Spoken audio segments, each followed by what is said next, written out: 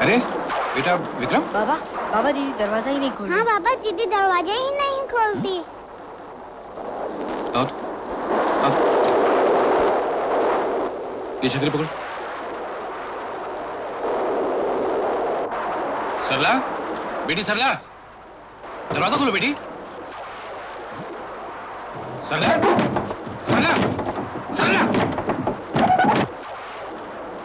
गंगाराम, ओ गंगाराम। क्या बात है मुनीम जी? अब बातों का वक्त नहीं रहा गंगाराम, लातों का वक्त आ गया है। 6 महीने का किराया चुका दो, नहीं तो घर खाली कर दो। मुझे 1 महीने का समय और दे दीजिए मुनीम जी, मैं पाई पाई चुका दूंगा। गंगाराम, आज तुम्हारे हाथ जोड़ने या गिड़गिड़ाने का कोई असर नहीं होगा। किराया नहीं दिया तो सामान उठा के बाहर फेंक दूंगा। दया करो मुनीम जी, मैं लंगड़ा आदमी कहाँ जाऊंगा? अजी जहन्नम में जाओ, मुझे क्या करना है इससे? चलो जी, सामान उठा के बाहर फेंको इनका। अंधेर नगरी है क्या? चाहे जिसके घर में घुस के सामान निकाल के फेंक दो। देख सरला, मैं अरे क्यों ना आओ? है किसी माई के लाल में हिम्मत जो अंदर घुस के सामान निकाल के फेंके? देख सरला, तू बीच में मत आ, वरना अच्छा नहीं होगा। अरे यही तो देखना है कि तू कितना बुरा कर सकता है। सरला, जा बेटी। बाबा देखो ना, तू घर जा, मैं देखता हूँ। ये अन्याय है मुनीम जी। इस तरह कानून हाथ में लेकर आप किसी गरीब और बेसहारा आदमी को घर से नहीं निकाल सकते, समझे आप? हाँ हाँ, कानून तो जैसे तुमने अपने थैले में डाल रखा है। तुम हमें कानून सिखाने वाले कौन होते हो? ये हमारा और गंगाराम का मामला है, कहता ना, तुम बीच में मत बोलो। मैं गंगाराम का पड़ोसी हूँ और कान खोलकर सुन लो कि मैं अपने पड़ोस में ये जुल्म या अन्याय नहीं होने दूंगा। तुम किसी अपाहिज जो बेसहारा को इस तरह बेइज्जत करके घर से नहीं निकाल सकोगे। केदारनाथ, देखो मैं तुमसे कह देता हूँ। मुनीम जी, केदार बाबू ठीक कहते हैं।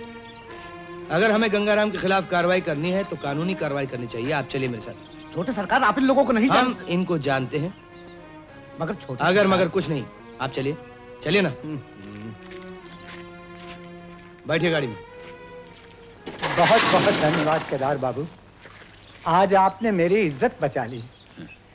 एक गरीब के पास बचाने को और होता ही क्या है गंगाराम? पिघल गया रे ज्वालामुखी, पिघल गया। उस देहाती अल्लड़ जवामुख की ज्वाला से ज्वालामुखी पानी हो गया। उसका नाम क्या है रे? सरला, छोटी सरकार। सरला ले आऊं?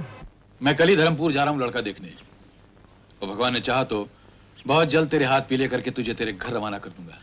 अरे बेटा विक्रम जी, एक काम कर, वो मेरे कुर्ते में कागज की पुड़िया है, जरा वो लिया ना। हाँ जी।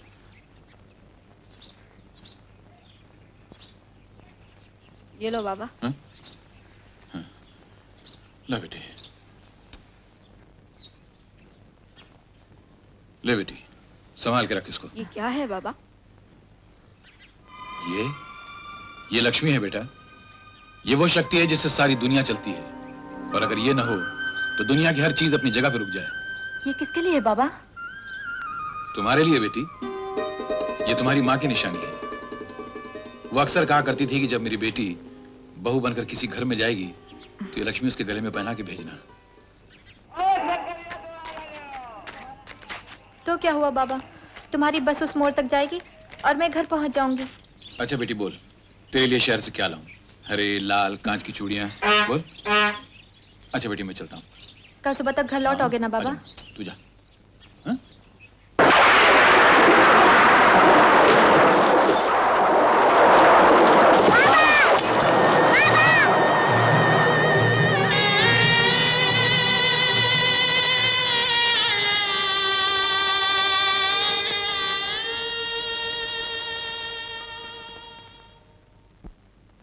क्या? हाँ हाँ, अपने घर में गले में फंदा डाल के मर गई वो। मुझे तो बहुत डर लग रहा है छोटे सरकार। अगर बड़े सरकार को मालूम हो गया तो हम सब बेमौत मारे जाएंगे। बड़े भाई साहब को किस तरह मालूम पड़ेगा? तुम नहीं बोलोगे, मैं नहीं बताऊंगा। और अगर किसी और को ये बात मालूम है, उसे खरीद लो। जब लड़की ने जान दे ही दी है तो उसे बदनाम करने से क्या फायदा? रणवीर, अगर तुम मेरे भाई ना होते तो मैं तुम्हें गोली मार देता। और तुमने वो हरकत की है जिसने इस खानदान को सदा के लिए दागदार कर दिया है। भाई साहब मेरी बात तो सुनिए। अब चाहे कुछ हो जाए, मैं तुम्हें इस करने की सजा दिलवा कर ही रहूंगा। मैं अभी पुलिस को बुलवाता हूँ। भाई साहब मुझे माफ कर दीजिए। मैं जेल नहीं जाना चाहता भाई साहब। भगवान के वास्ते मुझे माफ कर दीजिए भाई साहब।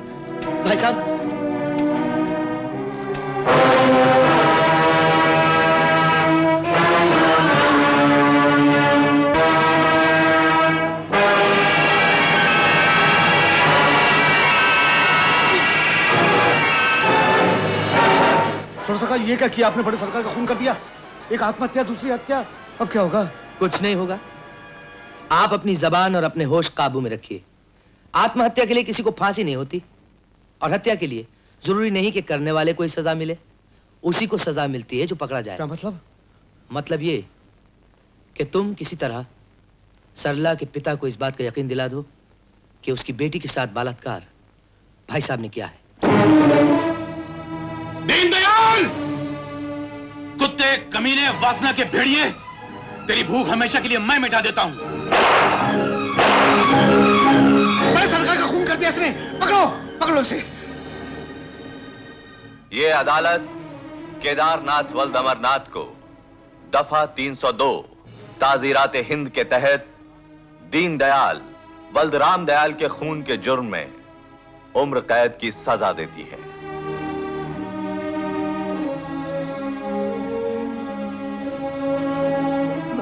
बाबा,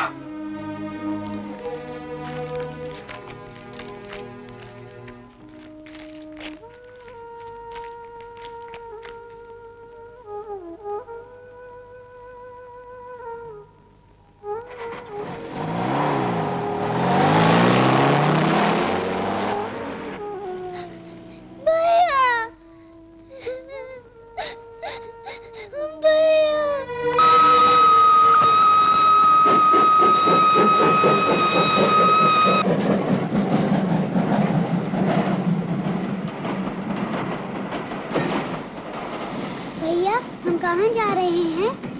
जा रहे हैं मुन्ना, कहीं ना कहीं तो पहुंच ही जाएंगे। लेकिन तू फिक्र क्यों करता है? मैं हूं ना, तुझे कोई तकलीफ नहीं होने दूंगा। भैया मुझे प्यास लगी है। गाड़ी को रुकने दे, मैं तेरे लिए पानी ले आऊंगा। हाँ,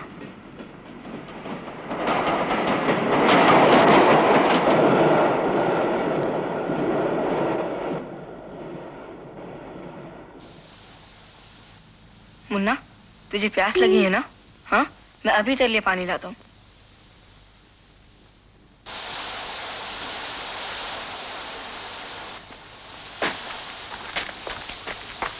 भैया जल्दी आना।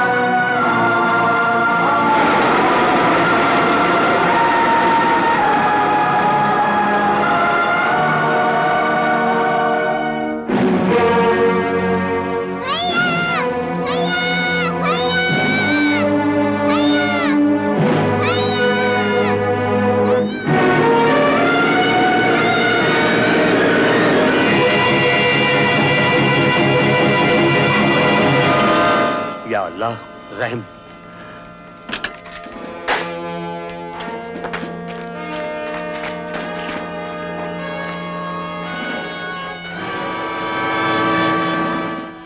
बेटे बेटे बेटे, ओ बेटे, बच्चे, ओ बच्चे, आंखें खोल, आंख खोल बेटा, आंख खोल। हाँ, अरे लालू, ये देख, सचमुच चमत्कार हो गया खान भाई, वरना ट्रक ऊपर से गुजर जाए और जरा भी चोट ना है। अरे लालू, अगर वो चाहे तो पानी में आग लगा दे और आग से पानी के फवारे चला दे। अरे बेटे, तू ये सड़क पर अकेले किधर भाग रहा था? मेरे भैया के पास जाना है, मुझे मेरे भैया के पास जाना है। तुम कौन से गांव से आया है बच्चे? मालूम नहीं। तुम्हारा कोई और है? कोई भी नहीं, दीदी चली गई, पापा चले गए और मेरे बड़े भैया चले गए। कोई बात नहीं बच्चे, चुप हो जाओ। लगता है बच्चा अपनों से बिछड़ गया है। परवरदिगार की मर्जी के आगे किसी का कोई पस नहीं चलता। लालू, बच्चे का पोटली उठाओ। क्यों कर गया हरकत? बचाया खुद और सौंप दिया हमको। कोई बात नहीं, हम भी पठान है, तेरी बख्शिश पर आंच नहीं आने देगा। चल बच्चे चल, तू मेरे साथ चल। मुन्ना!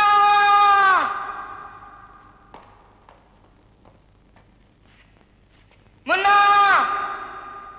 मुन्ना! मुन्ना!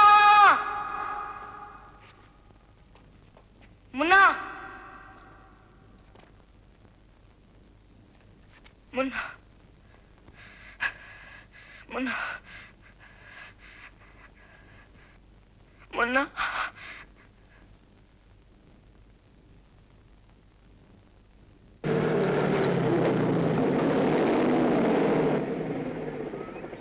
पार्वती बहन। अरे खान भाई, ये किसे ले आए? अरे किसी हिंदू का बच्चा है, ये देखो। लेकिन ये नहीं मालूम कि किसका बच्चा है। हम इसको बहुत पूछा लेकिन ये कुछ नहीं बता पाया। सड़क के नीचे आ गया, फिर भी बच गया। लगता है कि जैसे खुदा का बेटा हो। फिर तो इसका नाम अमर होना चाहिए। ओए बिल्कुल ठीक, शेर खान का लगते जिगर अमर खान।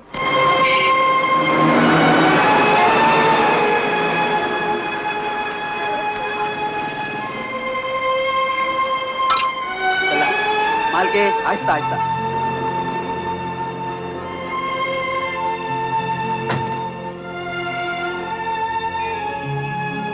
ये ले पैसे।